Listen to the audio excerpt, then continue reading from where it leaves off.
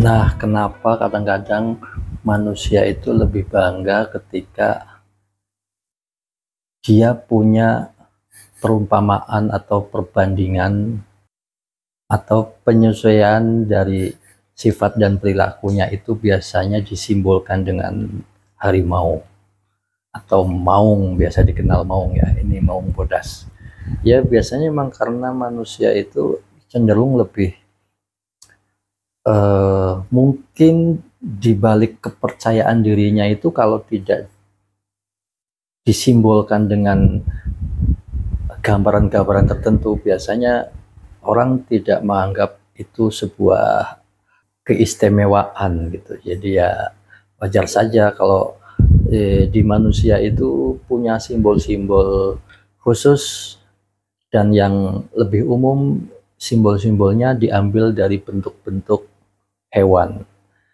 Mungkin salah satunya maung bodas atau harimau putih ini adalah salah satu perwujudan atau yang lebih mengena jika dijadikan sebuah simbol untuk perjalanan seseorang, karena harimau itu punya keistimewaan tersendiri. Ya banyak yang bilang harimau itu mungkin karena keganasannya, bisa diartikan ke orang berarti orangnya itu serem atau garang atau berwibawa gitu. Ada juga yang bilang macan itu atau harimau itu biasanya dikenal sebagai tabiat tidak mau bermalas-malasan saja. Dia kalau mau makan ya harus berusaha dengan sekuat tenaga meskipun terkadang gagal waktu mau ngejar mangsa gitu. Ya itu bisa dimaknai ke manusia juga seperti itu seharusnya gitu. Tidak boleh bermalas-malasan. Mungkin dari kalian juga punya makna sendiri dalam mengartikan sebuah karya atau sebuah bentuk yang ada di sebelah saya ini adalah contoh sosok harimau putih yang mungkin kalian bisa mengartikan sendiri maknanya, mungkin dari loreng hitam dan putihnya, mengartikan tentang kehidupan antara hitam dan putih, bisa ya bebas mungkin punya pengalaman sendiri, baik bisa jadi secara nyata atau mungkin secara spiritual atau bisa dibilang secara gaib ya. Nah, karena ada juga orang-orang yang merasa ditemui atau merasa diikuti oleh sosok perwujudan harimau putih atau harimau loreng. Itu biasanya memang orang-orang tertentu yang merasa dirinya itu punya keterkaitan dengan para leluhur yang dulu mengamalkan ilmu-ilmu tertentu sehingga menjadi satu keilmuan atau satu energi yang mewujud, baik itu sosok-sosok selain harimau atau sosok harimau itu sendiri. Dan itu biasanya memang dialami oleh orang-orang yang merasa dia itu kadang tidak merasa menjalankan apa-apa, tapi dia merasa ada sesuatu yang mengikuti dia. Bahkan seringkali mungkin dia pernah mengalami satu peristiwa yang di luar nurul ya mungkin seharusnya dia celaka, ternyata seperti instingnya bermain dan saat itu dihindarkan dari kecelakaan tersebut. Itu juga ada yang bilang itu insting saja, ada yang bilang itu karena ada perlindungan dari energi yang menaungi kita. Banyak yang bilang juga, dari beberapa yang coba saya pelajari dan saya baca, ada beberapa makna-makna yang mungkin punya kriteria tersendiri gitu. Ini saya kutip ada dari Google ya, saya coba apa aja sih makna harimau ini menurut mereka. Harimau terkenal sebagai hewan yang mandiri atau soliter. Mereka berkumpul hanya ketika musim kawin. Karena jiwa mandiri inilah mereka terkenal buas, kuat, serta mampu mengatasi berbagai persoalan sendiri. Dari fakta tersebut dapat ditarik pelajaran bahwa setiap manusia harus memiliki kemandirian agar mampu menyelesaikan berbagai persoalan dalam hidup tanpa bergantung pada siapapun. Nah, berarti artinya orang-orang yang gigih, yang kuat dan punya prinsip untuk terus berjuang itu sama dengan dia mempunyai jiwa soliter yang dia pantang menyerah gitu. Dia akan terus berusaha gitu. Seperti sosok harimau. Kemudian harimau itu punya tabiat pantang menyerah. Meskipun alam terlihat begitu sulit, namun harimau tetap mampu mengatasi dan melewati dengan baik. Mereka juga tidak mudah menyerah dalam mendapatkan buruan. Sekuat tenaga mereka akan berburu sampai mendapat makanan. Adanya sifat pantang menyerah dari harimau sebaiknya diterapkan dalam kehidupan sehari-hari. Dengan sifat inilah kita mampu menghadapi segala hal dalam hidup. Betul sekali yang tadi saya katakan itu, pantang menyerah itu juga ada pada sifat manusia gitu. Jadi manusia yang kuat adalah manusia yang ketika dijatuhkan dia bangun, dijatuhkan lagi dia bangkit, dijatuhkan lagi dia tetap berusaha untuk berdiri. Nah, itu orang-orang yang biasanya pada saatnya nanti akan meraih keberuntungan, kesuksesan yang bahkan dia sendiri tidak pernah memimpikannya. Biasanya seperti itu gitu. Selanjutnya yang ada pada harimau itu dia bertahan. Nah, saat berburu, tak jarang harimau bertemu dengan hewan yang memiliki tubuh jauh lebih besar. Apabila ini terjadi, harimau sadar bahwa musuhnya lebih tangguh dan ia memilih untuk bertahan serta mengalihkan perburuan ke hewan lain. Tak jarang kita kalut dalam emosi dan perasaan yang mempengaruhi pengambilan keputusan dengan dampak buruk. Inilah mengapa setiap kita harus dibarengi kebijaksanaan dan tahu kapan harus bertahan. Nah, ini tentang emosi ya. Harimau juga punya emosi atau sifat di mana dia harus bisa mengendalikan dan dia harus bisa menahan diri gitulah. Harimau itu punya tabiat atau dia punya prinsip yang tidak dimiliki oleh hewan-hewan lainnya. Harimau terkenal perkasa dan kuat, namun dalam beberapa kesempatan mereka mudah dijinakkan. Bahkan mereka bisa dilatih untuk menjadi penghibur di sirkus atau kebun binatang. Nah, hal tersebut memberi pelajaran bahwa manusia harus memiliki prinsip hidup. Namun jika kondisi tidak memungkinkan, tak ada salahnya untuk berdamai dan menyesuaikan diri dengan lingkungan Anda.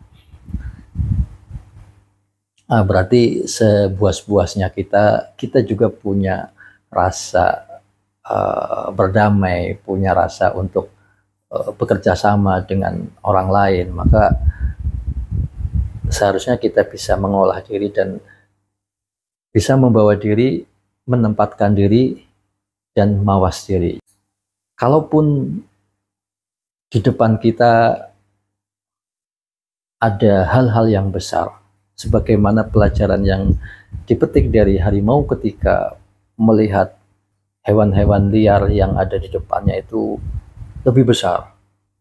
Ada jerapah yang lebih tinggi, ada gajah yang lebih besar, ada badak dan lain sebagainya yang dalam segi ukuran harimau itu kecil.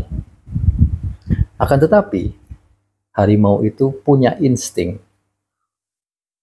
Sebesar apapun yang ada di hadapanku, yang kulihat adalah setumpuk daging untuk saya makan.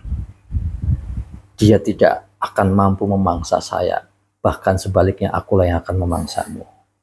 Seperti itu seharusnya kita punya tekad dan kepercayaan diri. Apapun rintangan yang ada di depan kita itu bukanlah kesulitan. Jadi kalau kita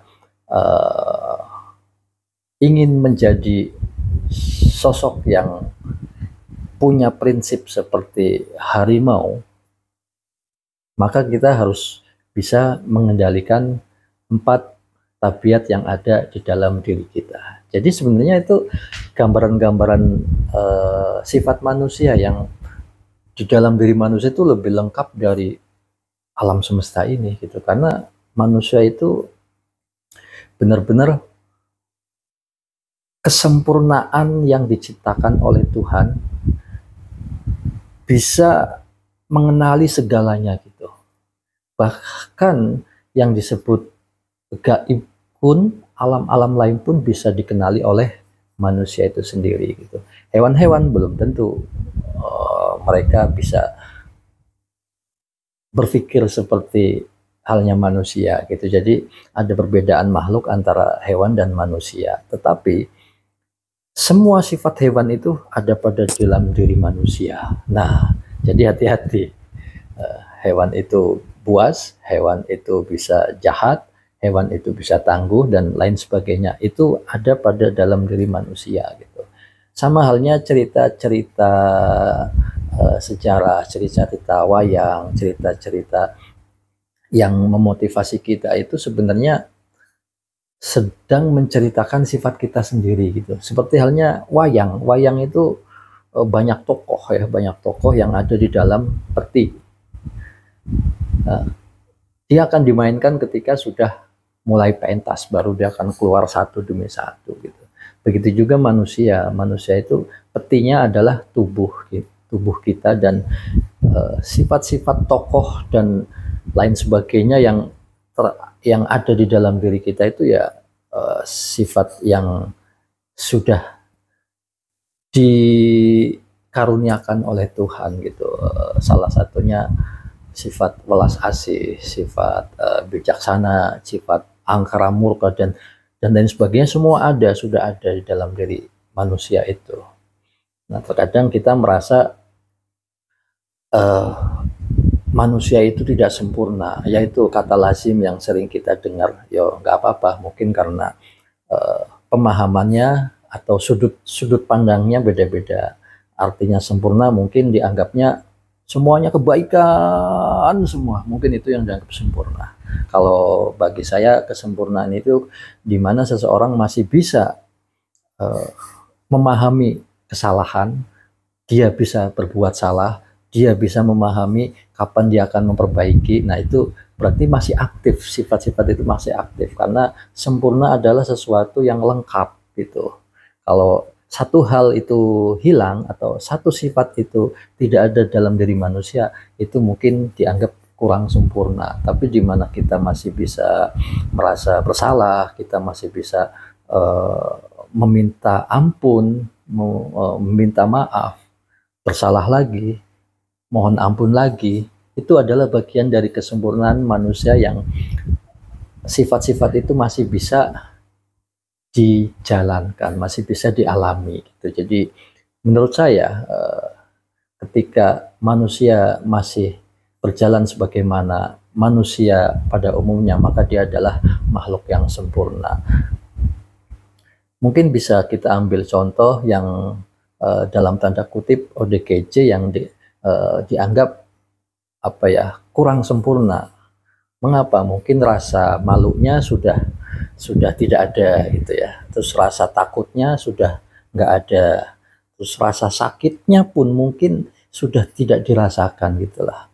Makanya sering kita lihat saudara-saudara kita yang di jalan, yang mungkin makan apa adanya yang ada di jalan, bahkan di tempat-tempat sampah mereka bisa memakan, tetapi dia tidak terkena penyakit yang mungkin kalau kita yang melakukan, wah sudah nggak tahu seperti apa gitu. Jadi bersyukurlah kita yang masih bisa memahami apa itu kesalahan, apa itu kebenaran, dan kembali lagi ke sosok harimau. Harimau itu sebagai pengejawentahan dari sifat manusia, di mana manusia itu seharusnya ketika dia punya keistimewaan dalam kekuatan, dalam wibawa, dalam kebijaksanaan, dan mungkin dalam hidupnya dia sebagai seorang yang dihormati gitu, maka sebaiknya orang tersebut bisa menjaga taringnya ya. Kalau di harimau itu taringnya, ketika taringnya sudah dimunculkan, maka siapapun yang melihat taring itu akan bergetar, akan merasa takut gitu. Begitu juga dengan manusia gitu ya, ketika kecerdasannya, ketika kehebatannya, ketika kepiawaiannya bisa membuat manusia tertegun, bisa membuat masyarakat mengagumi, bahkan menggetarkan ketika dia berbicara.